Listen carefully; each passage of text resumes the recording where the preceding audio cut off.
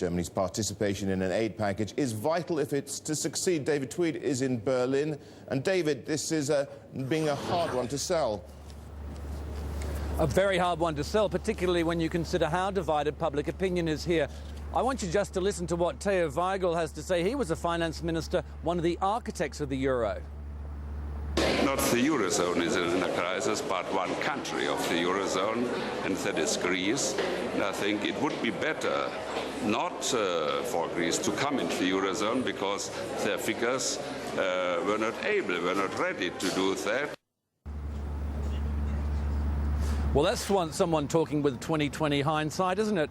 But the issue, as we've been discussing here, is the difficulty for Angela Merkel, because she's got to walk this fine, tight rope between assuaging public opinion here in Germany, yet still living up to her obligations as one of the key members of the Eurozone.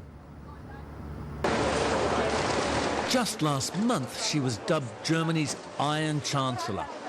But today, Angela Merkel is walking a tightrope with domestic protests against bailing out Greece on one side and international pressure to save the Eurozone on the other.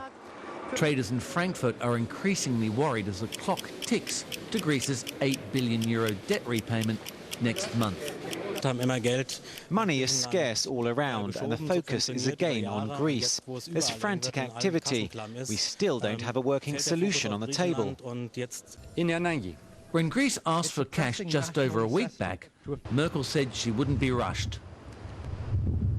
Investors took fright and dumped Greek bonds, and in quick succession, the credit ratings of Spain, Portugal and Greece were cut. Chancellor Merkel must navigate the public mood just 9 days before a crucial local election. Her European counterparts, they're calling for swift action, while here in Germany, public opposition to a Greek aid package grows by the day. Indeed, some analysts here are actually calling for Greece to be ejected from the Eurozone. Maybe the euro should be reduced. Maybe in this case, maybe Greece should consider going back to the drachma. And it could be better for the European people, and it could even though be better for the working people in Greece. Merkel must now temper views like that with pleas for European Union solidarity. For now, she's inching toward a solution. We will get the legislative process underway in Germany, but in the correct sequence.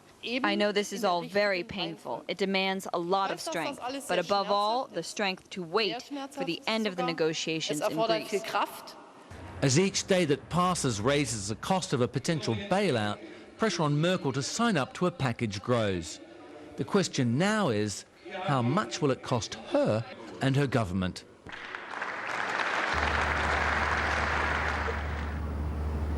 The reason why this local election is so crucial is because if Merkel loses it, if her coalition loses it, they actually lose the control of the upper house of Germany's parliament. But I've just been talking to our political editor here at Bloomberg, Alan Crawford, who just made the point that there's a new poll out today that shows that in North Rhine-Westphalia, the two parties there, the two coalitions that are fighting this out, they're neck and neck, which actually shows that opinion in Germany is very, very divided over this issue. Not exactly what we believe if you actually read the tabloids.